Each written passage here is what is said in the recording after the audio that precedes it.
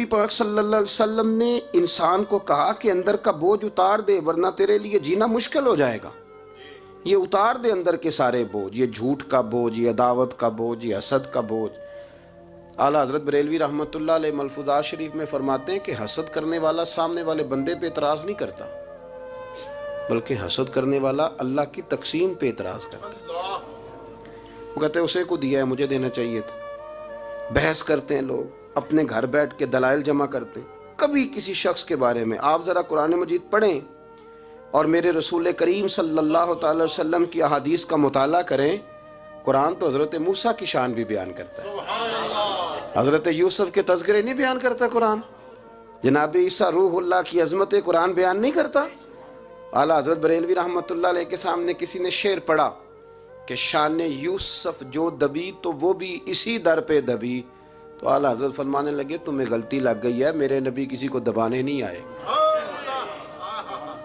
तो बंदे बड़े हजरत होते हैं ना जी, एतराज़ तो पड़ा है, अभी वाटते पे है। तो कहने लगा जी शेर पे एतराज़ करना आसान है पर शेर कहना मुश्किल है। तो फरमाने लगे चलो कह भी देते हैं। उसने कहा दी आप कहिए। तो फरमाने लगे शेर यूं कहो कि शान यूसुफ जो बड़ी वो भी इसी दर से बड़ी, शान यूसुफ जो बड़ी तो वो भी इसी। इज्जत देने से आप कोई कमज़ोर हो जाएंगे, कोई नुकसान हो जाएगा किसी को इज्जत देने से, क्या फ़र्क पड़ता। लेकिन आप यकीन करें कि वो इतनी मुसीबत बनी है इज्जत लेने की, प्रोटोकॉल लेने की, अपना आप मनवाने की, इतनी ज़्यादा।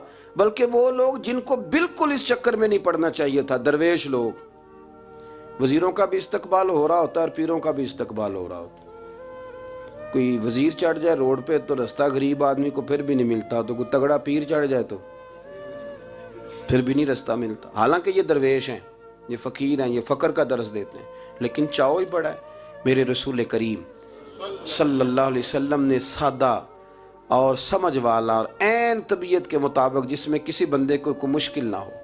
पता है मेरे महबूब का कमाल ये था कि नबी करीम तक रसाई बड़ी आसान थी। हर बंदा बड़ी आसानी से पहुंच जाता, बड़ी आसानी से।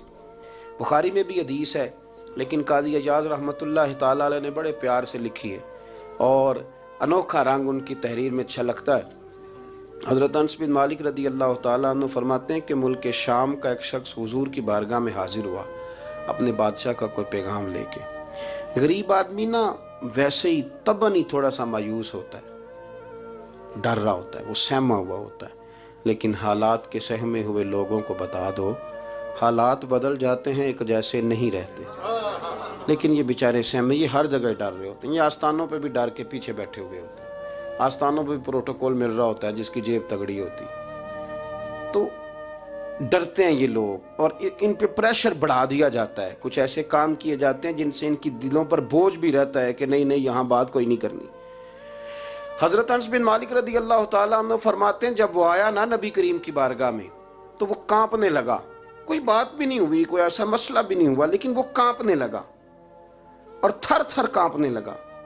तो अल्लाह के रसूल सल्लल्लाहु अलैहि वसल्लम ने उसे फरमाया कि क्यों डरते हो, क्या बात है। कहने लगा मैं मदीने की जो रियासत है उसके सरबराह के पास आया हूँ, गरीब आदमी हूँ, डर लगता है कोई ऐसी बात ना हो जाए कि आप नाराज़ हो जाएं।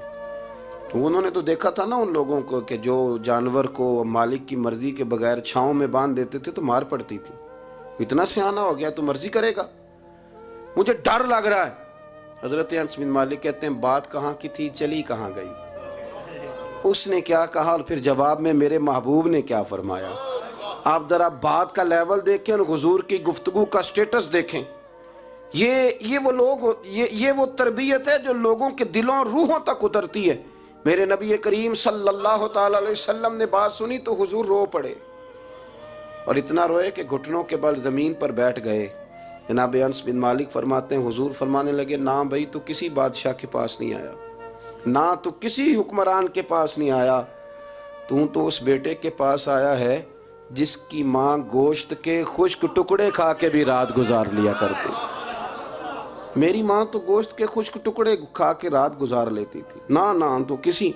हज़रत अनस बिन मालिक कहते हैं उसने बात सुनी तो वो भी रो पड़ा और मैंने सुनी तो मैं भी रो पड़ा।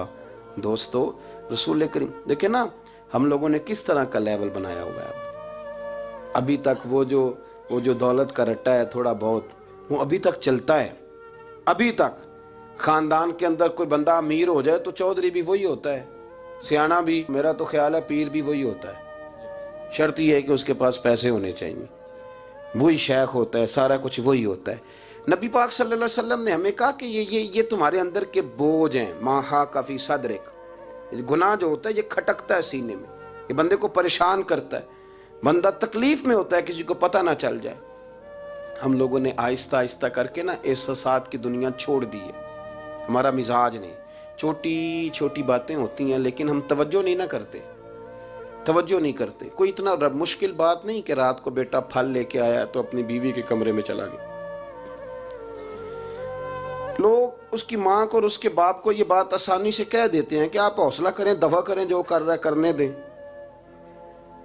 लेकिन जिस बंदे की कुल कमाई उसका पुत्र हो और भरी जवानी में जिसने कहा हो बीवी से कि चल मैं पुराने कपड़ों पे ईद गुजार लूंगा, तो नए कपड़े बच्चों के ले आ, जिसने 30 साल सऊदी अरब में, दुबई में, मस्कत में, परदेश में गुजारे हों पर वहाँ कंबल भी ना बदला हो कि चलो बच्चे मेरे पढ़ जाएं, उसकी कुल कमाई बाग तेरे दी कर कर राखी, सारी उम्र गुजारी, तो जदों ये बाग पकन ते आया ले गए और व्यापारी, तो वो फिर जाके तो 6 किलो रख के प्लेट में अपनी बीवी से कहता है जाबा जी को दे आ। ये कहना आसान है बाप को कि तू सब्र कर, हौसला कर, पर वो बाप जब पीछे पलट के देखता है तो कहता है दुनिया ने तो तुझे तोहफा दिया होगा, मैंने तो जवानी तुझे दे दी, खुशियां सारी तेरे नाम कर दी और तू मेरे साथ ये सलूक करने चला। एहसासात नहीं, उसको पता ही नहीं। रोज दोस्त को टेलीफोन करता है कि आज बाहर से खाना खाएं, कभी अब्बा जी को भी करना कि अब्बा जी आज मेरे बगैर रोटी ना खाना, मैं आऊँगा तो मिल के खाएंगे। कभी कह अम्मा को कि अम्मा मुझे बड़े बड़े रेस्टोरेंट में वो मज़ा नहीं आया तो तेरे हाथ के चावलों की रोटी में मज़ा आया, आज पका ना। मुझे लगता है अम्मा को राशा भी हो ना, राशा भी हो तो फिर भी वो तेरे लिए मेहनत करेगी। लेकिन एहसास ज़रूरी है ना, वो हम पैदा नहीं करते, वो हमारी तवज्जो नहीं जाती। साहिब तबकात कहते हैं नबी करीम सल्लल्लाहु ताला अलैहि वसल्लम ने ना जब सहाबा कराम आए थे मक्का मुकरमा से मदीना तैयबा, तो आपने सुन रखा है कि अंसार मदीना ने अपनी जायदादें भी तकसीम करके आधी आधी मुहाजिरीन को दे दी थी। तो उनमें एक हज़रत उम्मे ऐमन भी थी, नबी करीम की रज़ाई वालदा हैं। हज़रत अब्दुल्ला रदी अल्लाह ताला अन्हु जो सरकार के वालिद गिरामी, उनकी आज़ाद करदा लौंडी हज़रत सैयदा तैयबा ताहिरा जनाब आमना रदी अल्लाह ताला अन्हा की भी बड़ी खिदमत की इन्होंने। इनको भी एक बाग मिला हुआ था।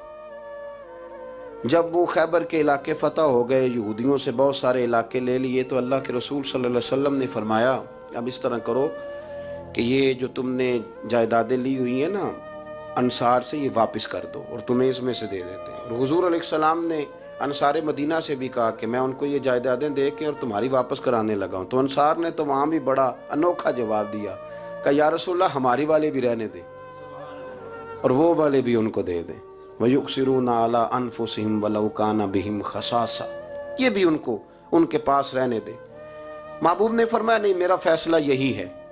हज़रत उम्मे ऐमन रदी अल्लाह ताला अन्हा के हिस्से में एक बाग आया हुआ था, तो महबूब करीम सैयद आलम सल्लल्लाहु अलैहि वसल्लम ने कहा अम्मा जी आपको कोई और बाग दे देते हैं, ये वाला बाग वापस कर दें। सीधी सादी बीबी थी, नाज था कि मैंने हुजूर की खिदमत की है बचपन में, नाज था। कहने लगी मैं तो नहीं वापस करती, ये नाज है, वरना हुजूर को कोई इनकार कर सकता, मैं तो नहीं वापस करती। हज़रत आयशा सिद्दीक़ा रदी अल्लाह ताला अन्हा फरमाने लगी अम्मा जी ये आप क्या कह रही हैं। हुजूर फरमाने लगे आयशा आप खामोश हो जाए, ये बुढ़ापा है, उसके एहसासात हैं, उसके जज्बात हैं। आप यकीन करें कई दफ़ा बूढ़े बेचारे ना दर्द से बात नहीं बताते किसी को, वो कहते हैं क्या करें, कपड़ा उठाएं ताकि पेट नंगा हो जाए, कैसे बात करें। नबी करीम सैयद आलम अलैहिस्सलातु वस्सलाम अम्मा जी के करीब गए, कहा अम्मा जी मेरे साथ चलो, एक दफ़ा बाग देख तो लो। हुजूर साथ लेके गए, एक बाग दिखाया तो कहने लगी नहीं नहीं मैंने नहीं लेना, ये मुझे मेरे वाला ठीक है। हुजूर ने फिर दूसरा दिखाया, कहने लगे ये भी नहीं मुझे पसंद। महबूब ने तीसरा दिखाया तो कहने लगी ये तो मेरे वाले बाग से भी प्यारा है, ये मैं ले लूँगी। जब वो मुस्कुराई तो हज़रत आयशा कहती है मैंने हुजूर की आंखों में आंसू देखे, फरमाया अल्हम्दुलिल्लाह इसका दिल ना राज़ी हो गया है।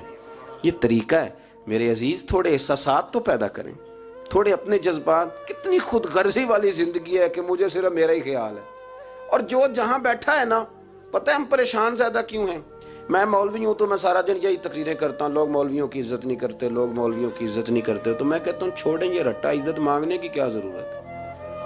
क्या अब मिन्नत मांग के इज्जत करानी है? छोड़ें, कोई जरूरी है?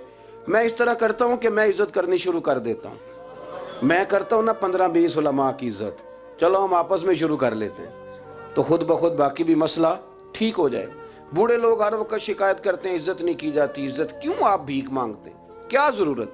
प्यार देना शुरू करें, रोज बरोज मुतालबा करना कि मेरी खिदमत करो, मेरे पीछे चलो। इससे तो दिक्कत पैदा होती, इंसान तकलीफ में रहता है। मेरे रसूल करीम अलैहिस्सलाम ख्याल रखते, छोटे छोटे बच्चों के जज्बात का भी ख्याल करते, बूढ़ों के जज्बात का भी ख्याल करते। नबी करीम सल्लल्लाहु अलैहि वसल्लम हर शख्स के बारे में ऐसा नजरिया रखते कि जिससे कौम को सुकून होता, दिलों के अंदर इत्मीनान पैदा होता।